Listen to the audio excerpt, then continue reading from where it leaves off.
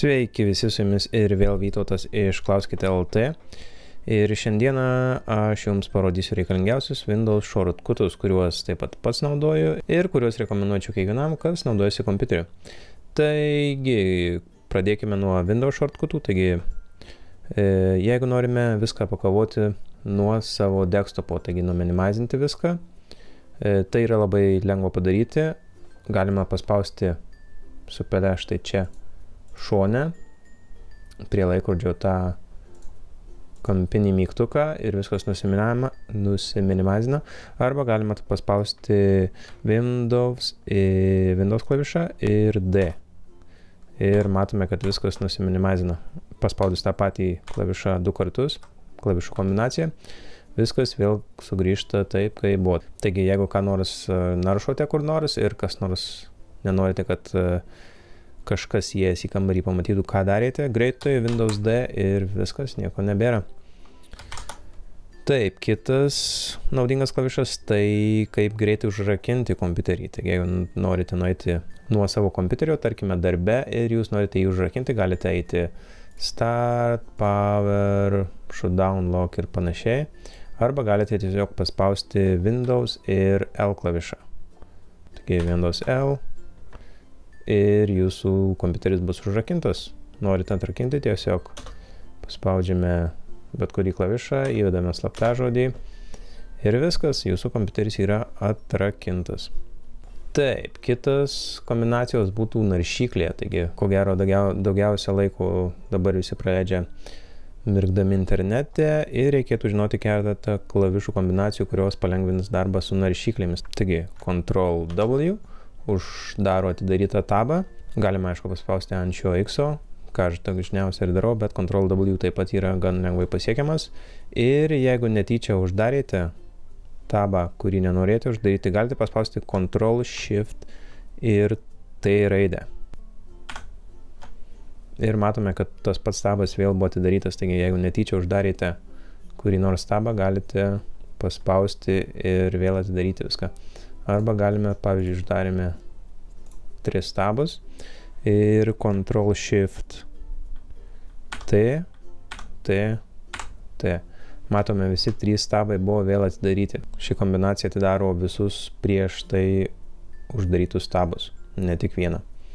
Taip pat galite, jeigu nedamatote, tarkime, ir norite pasididinti tekstą arba visą šitą puslapį, galite nuspausti Ctrl klavišą ir tada plius arba minus klavišus ir matome, viskas yra išdidinama, arba tiesiog pasukti pelės ratuką.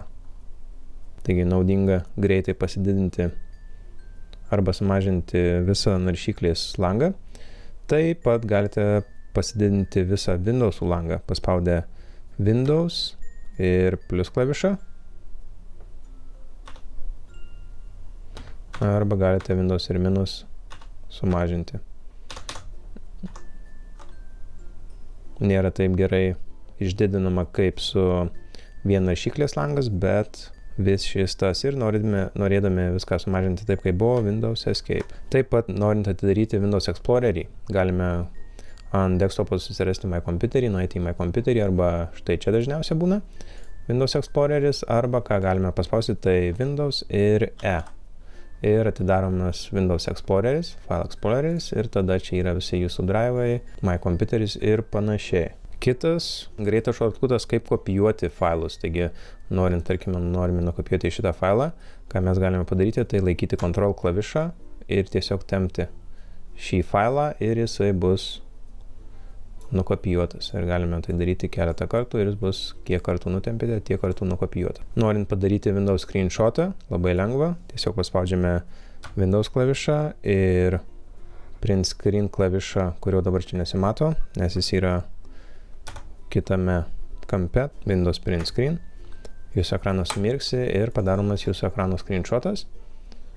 Ir jisai bus patalpinamas dažniausiai į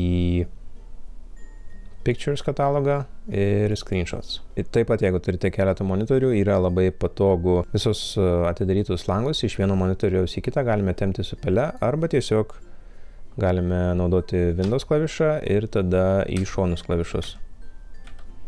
Taip pat aukštyn žemyn yra suminimizinama ir pamaksimizinama ir į šonus, kadangi aš turiu tik vieną monitorių, tai jis prilimpa prie vieno šono arba prie kito. Taip pat norint uždaryti langą, galime žinoma paspausti X arba taip pat labai patogu yra paspausti Alt, Space ir tada C.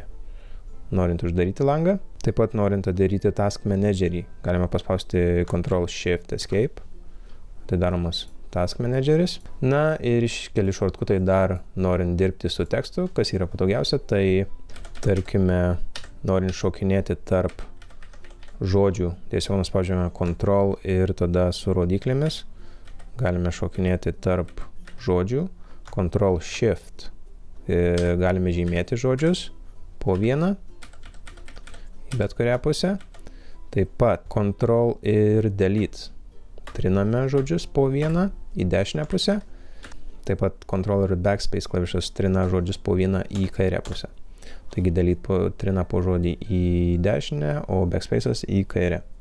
Na ir dar vienas greitas pademonstravimas, tai tarkime mes nukopijavome tekstą iš kokios nors naršyklės, Ctrl C ir einame į savo teksto editorių. Jeigu padarome Ctrl V, matome, kad jis visas yra suredaguotas būtent kaip buvo toje naršyklėje. Taigi Ctrl Z padarome vieną žingsnį atgal ir tada galime Ctrl Shift ir V klavišą. Matome, čia gauname opciją, kartais opcijos negauname, bet galime šį tekstą įterpti nesuformatuotą. Taigi paspaudus OK, visas šis tekstas yra nesuformatuotas. Taigi jis neišsiskiria iš kito jūsų teksto. Na ką, šiai pamokėliai tiek. Su jumis buvo Vytautas. Jeigu turite savo dažniausiai naudojimų kombinacijų, kuriuo aš čia nepaminėjau, būtinai pasidalinkite komentaruose ir susimatysime kitoje pamokoje. Iki.